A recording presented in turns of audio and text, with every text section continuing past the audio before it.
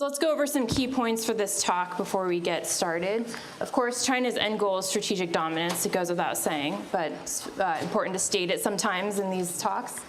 U.S. universities are prime targets for information operations, the repositories of intellectual property, of course, the home of future policymakers and industry leaders.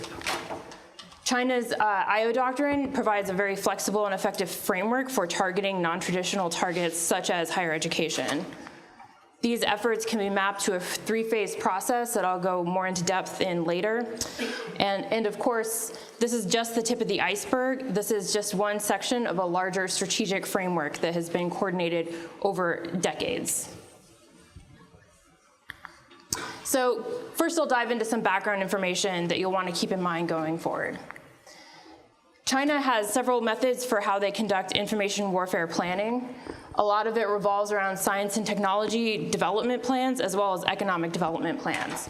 So in the upper left, we have the 863 program, which was first instituted by Deng Xiaoping in 1986. That was one of the first efforts that China put forth to develop their science and technology framework. In the lower left, we have the Internet Plus plan, which is a technological infrastructure plan for mainland China to expand broadband access and increase the technology reach within the country. And on the economy side, we have the 12th and 13th five-year plans. Briefly, these are just outlines of how they expect the economy to grow, industries to target, expected GDP growth rates. And in the middle are two of the more important plans informing information warfare operations. At the top, we have MLP 2006, which is short for the National Medium and Long-Term Science and Technology Development Plan, which was published in 2006, outlining several key strategic industries that they wanted to target for their science and technology development. And in the bottom, I have Made in China 2025, which is the newest plan, which is very important going forward. So what are some of the key strategic technologies outlined in Made in China 2025? Of course, we have the usual things like manufacturing, green technology, biotech, maritime technology, robotics, et cetera. So these are really the key areas that they're looking to grow. So let's look at some numbers in 2016, just for background information. So the Commission on the Theft of Intellectual Property estimated that over $600 billion was the cost of intellectual property theft annually, which is a very large number. Of course, $72 billion is the amount spent on research and development by U.S. universities. This is based on a survey that the National Science Foundation conducts every year. And of that, $39 billion was sponsored by the government. There were over 1 million international students studying in the United States, and of that, over 350,000 were from China. So let's talk a little bit more about Chinese students. So here we have a graph showing the pretty phenomenal growth rate of Chinese students studying in the US. So in 1999, you have just over 54,000 students, and you see a very modest growth rate until about 2006, which again was the year that the MLP was published, where it reaches 67,000 students. In just 3 years, it had almost doubled to 127,000 students, and by 2016, it had reached 350,000 students. So between 2006 and 2016, that number had quintupled overall. It's a pretty remarkable rate of growth. So moving into some of the background on unrestricted warfare, Chinese doctrine, and what they call informationized warfare. So historically, during the Chinese Maoist Revolution, the strategy used covered 3 different phases. The first phase is the soft power and propaganda phase, really mobilizing the political will through what's called United Front operations. Mao called United Front operations the magic weapon of any revolutionary strategy. The second phase was to establish command and control through guerrilla operations, seizing resources as well as territory. And the third phase, what it can be called the correlation of forces, is the culmination of these efforts leading to a final military offensive that would be a traditional military action. So in the 21st century, we have a newer framework that's a little more flexible called the Principles of Unrestricted Warfare. And here we have, omnidirectionality, which outlines that every space is a battle space. No target can be left untouched if it's necessary. Of course, we have synchrony, so multiple actions occurring at the same time. Limited objectives and unlimited measures, so defining an achievable objective and then throwing everything that you have at it in order to achieve that objective. Asymmetry, of course, that's very important in the world of cyber, leveraging whatever you have against a stronger adversary. Minimal consumption, everybody has a budget. Multidimensional coordination, so actions occurring in different spheres against different targets will be coordinated together to achieve the objective. And of course, adjustment and control of the entire process, which is basically an OODA loop with Chinese characteristics. So from this framework, we can see going forward, as I give these examples, you can see how some of these play out. So let's talk about soft power against US universities. How is this happening? So first we have Confucius Institutes. Now these are joint ventures between universities in the US and elsewhere and an organization called Hanban, which is a Chinese nonprofit that reports directly to the Ministry of Education. And they provide Chinese language, art, and culture classes. The first one was founded in the US in 2005 at the University of Maryland, and there are now over 100 Confucius Institutes in the US. As well as numerous other Confucius classrooms, which are the K through 12 equivalent. And of course, they serve as the ideal platform for promoting Chinese communist ideology. So Hanban influences hiring. They provide all of the textbook material and other instructional manuals. And so if you want to ask anything about Tiananmen Square or Falun Gong, you're not going to hear any of that at a Confucius Institute. So I'll draw your attention to the screen capture there. This is from the University of Pittsburgh's Confucius Institute. And there they had Madame Liu Yangdong visiting in 2015. And I'll talk a little more about why I highlight her visit to this Confucius Institute. So she served as Vice Premier of China from 2013 to 2018. And in her work as Vice Premier, one of the aspects of her portfolio was education. She's a member of the Politburo of the Central Committee. And of course, she served as the vice chairwoman of the CPPCC. This is one of the organs that does influence operations overseas and targets especially religious and political minorities. And she served as the head of the United Front Work Department, which is the main department overseeing propaganda efforts and influence operations, particularly against Chinese nationals outside of China. So the next soft power initiative I'll talk about is the China-United States Exchange Foundation. So it's founded by C.H. Tung in 2008, and I'll go a little more into detail about him in the next slide. Their mission is to serve as a bridge between policymakers, think tanks, and academia. Of course, they sponsor exchange trips to China and scholarships. They have relationships with notable universities such as Johns Hopkins, Harvard, the University of Chicago, and historically black colleges and universities as well. And of course, they're a registered agent under FARA, so they exist to overtly influence US policy through their programs. So let's talk about Mr. Tung a little bit. So he's a billionaire. He was the former chief executive of Hong Kong, serving from 1997 to 2005. After that time, he moved on to become a vice chairman of the CPPCC, which again is one of the main organs focused on propaganda efforts overseas. So clearly, these two examples out of many are just some of the ways that soft power is being used by China at US universities. So moving into phase 2, command and control, how does this play out? So of course, intellectual property theft. This has been getting a lot of press lately. Seems to be indictments coming out more often related to this topic. So at universities, we'll see, hopefully. There we go. So we have the example of Professor Zhu, who is a professor at NYU specializing in MRI research. He received a $4 million grant from NIH. He hired 2 Chinese nationals to come work for him. One was a postdoc and one was a graduate student. And of course, on the side, he was paid $400,000 by United Imaging and the Shenzhen Institute of Advanced Technology to pass his research data. So this is just one example of how these sorts of things take place. He was fortunate in that he had a plea deal and did not have to serve any prison time. But there have been numerous other similar cases at other universities, some involving Chinese nationals and some involving US citizens as well. So computer network operations. Of course, university networks are generally large and somewhat loosely managed, usually understaffed, kind of a challenging operating environment for securing that infrastructure, but it has many tempting targets.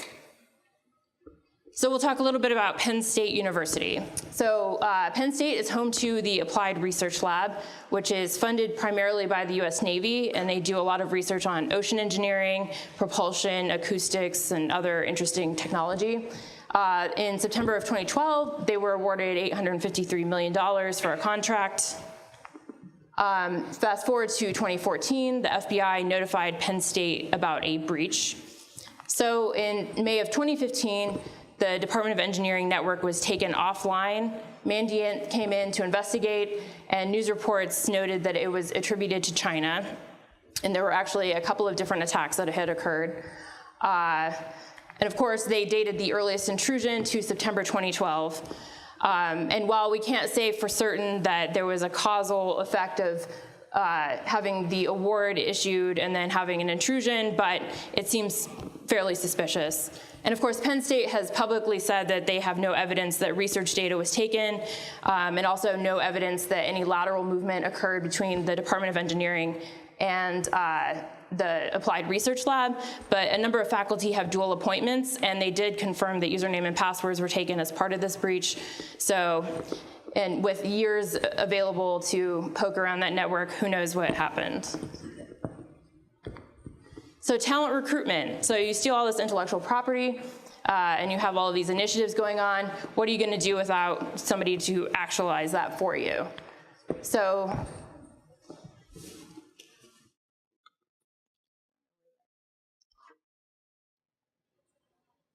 okay, so we have the 1,000 Talents Plan, which is a recruitment plan to lure people to China to work for them. And of course, they have a range of awards from young professionals to what they call top-notch talent. So any Fields Medal winners out there, you know, feel free to go to China. You might get a hefty sum. And here, the screen capture is from the Nature website, outlining this kind of promo of China's great plan to have all these experts come, and wouldn't it be grand? And it's only when you scroll to the very, very bottom of this web page that you find out it's actually a sponsored post. But at first glance, it looks like Nature is somehow endorsing this 1,000 Talents scheme. So we'll go over a few of the notable talents that have gone over to China or were already in China and recruited through this. We have Professor Parker, who specialized in autonomous vehicles and robotics. Professor Burns, of course, quantum information science. And Professor Shi, who specialized in cancer research. Professor Shi is very notable because he gave up a position at Princeton, a $10 million research award, gave up his US citizenship to return to China, where he was given the position of Dean of Life Sciences at Tsinghua University. And then as of this summer, he is now the president of Westlake University, which is China's first private research university. So I would say it really paid off for him to return. But as you can see, all of their specialties definitely fall in line with the strategic technologies outlined in Made in China 2025. So moving into phase 3, what is the final offensive going to be? We'll recap a little bit here. So money and influence open doors at universities through what could be called phase 1 operations. And then in phase 2 operations, you have IP theft and recruitment of talent to build an additional foundation for you. And then phase 3, of course, it's new technology for a new battle space and coordination between various sectors to ensure victory. So the new battle space, it's going to be no surprise to anyone here, I'm sure. It's artificial intelligence. So of course, China has a plan. So in 2017, they published the Next Generation Artificial Intelligence Plan. And in this plan, they outlined several objectives, including by 2025 to achieve a major breakthrough in AI, and by 2030 to become the world leader. So that's pretty ambitious. They also have plans to have the core industry of AI exceed $150 billion per year. So you might be thinking, how is this going to be achieved? Well, of course, if it works once, it'll work again. So let's talk a little bit about AI research on campus. So at the University of California, Berkeley, they have the Berkeley AI Research Lab, handily shortened to BEAR. And of course, in 2016, they received a $1 million research grant from Huawei, everyone's favorite telecoms company. And they outlined this as a strategic partnership for basic research. And there's a lot of emphasis on basic research because they don't want to give the impression that they're doing any kind of applied or dual use research here. But in emerging technologies such as AI, it's hard to see how anything is truly basic and not applied on some level. And of course, other Chinese affiliates can participate in this research and by donating at least $200,000. So we have Tencent, iFlyTech, and ByteDance, just as some of the examples that are funding BEAR. And of course, other major universities receive similar funding and similar partnership opportunities. So going into the future, what can we expect in this arena? So there will be fewer Chinese students in the US. On this graph here, I have the number of visas issued per year, and you can see an overall decrease in visas, but especially decrease from visas from students in China. And visas are typically good for as long as the period of study is, up to 5 years. So these are initial visa entries. Some of the reasons include the national security strategy and subsequent plans that were published by the Trump administration outlining plans to decrease the number of visas given to Chinese students. Of course, there's also increasing political pressure on Chinese students studying abroad by the Chinese Communist Party. They have a lot of work to do to toe the party line, so to speak, when they're overseas, and not everyone wants to put up with that. Of course, and then Chinese universities are nearing a critical mass of expertise. So they have worked very hard to expand their universities, open new universities, build their faculty base, and have more opportunities for study at home. And of course, there's a lot more opportunities for research in the private sector globally. So if you're an enterprising young thing, you no longer have to go into academia. You can now go work for Microsoft, Google, Alibaba, or Tencent. And of course, I would expect that partnerships will only increase between universities and industry groups, particularly as government funding continues to decrease or remain stagnant. Industry will come in and fill in the gap for funding that essential research, especially in hot areas like AI or robotics. So looking forward, so instead of providing you with some ways to remediate this, it's a very complicated problem, and there's not really any one solution. So I decided to pose some questions for you to consider as we go along. Okay, so what role do universities play in national security? Should we consider them when we work with our policymakers for national security planning? Whose responsibility is it to secure higher education? Is it the universities themselves, the state, the federal government, industry partners? Who's ultimately in charge of ensuring that networks are secure, that the counterintelligence threat is dealt with appropriately, et cetera? And what are the limits of academic collaboration? Do we want to restrict the amount of money that universities can receive and the types of partners that they can collaborate with? How should we approach that as a society? And of course, finally, the ultimate question is, what are the implications of an AI-powered China? They've waged a very effective effort against us that's very long running, as you can see, over a decade or more, to get our talent, to get our intellectual property, and to really move forward in order to gain strategic dominance. So what is our expectation of how we should counter that and going forward? So, and with that, I will take any of your questions.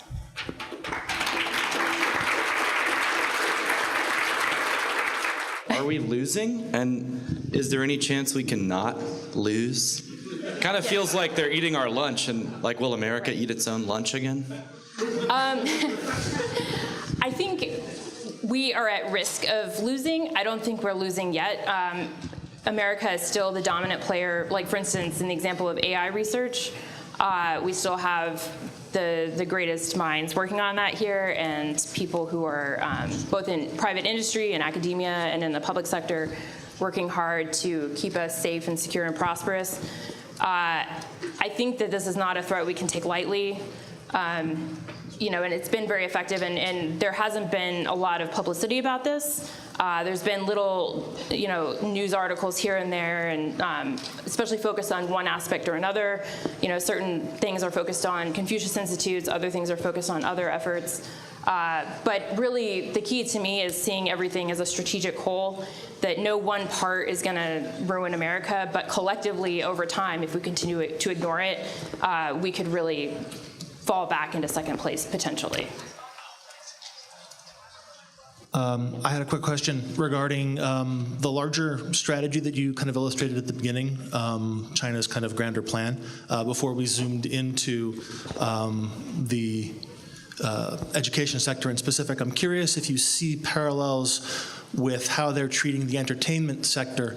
I know there's been a lot of hand-wringing in Hollywood about Chinese investors and whether or not movies and video games are sufficiently China-friendly to get to the audiences over there. Do you believe that China is executing its soft power in that industry as well in a similar fashion? Yes. I'm not very well familiar with Chinese efforts in entertainment, but I know that they are investing heavily across industries and using it as another leverage point to promote their influence on the world. We recently saw Cornell sever its ties with its Chinese partner. Do you think Cornell is a trendsetter in that regard? I think they did it for human rights violations rather than IP theft, but, you know, I'll take it either way. I'm sorry, Cornell? Cornell University, I think 2 or 3 weeks ago, said they were severing ties with their Chinese partner over the blatant human rights violations in China. Oh, I did not know that. That's very interesting. I hope that's a trend. That's just my personal opinion. But for instance, MIT has a very large partnership with SenseTime, which is the world's most valuable AI startup, and other notable universities are increasing their partnerships. So universities are in a tough place because they want prestige and they want multicultural experiences for their students, and they really want funding. So if somebody comes to you with a bucket of money, I mean, I don't blame them for accepting it, and it takes a lot to turn down these offers. Could you talk a little bit more about the dissemination of the research after a series of grants and partnerships with Chinese companies? I love how you were mentioning the grants and how it fits in with the wider Chinese doctrine, but I would love some more detail about how the research actually gets disseminated among the companies. Yeah, unfortunately, I don't have that information. I tried to get more info on universities and funding and how things are dispersed and how the research is passed around, but I was not able to get that. Thanks. That's the last question. It's time for our break, do we think?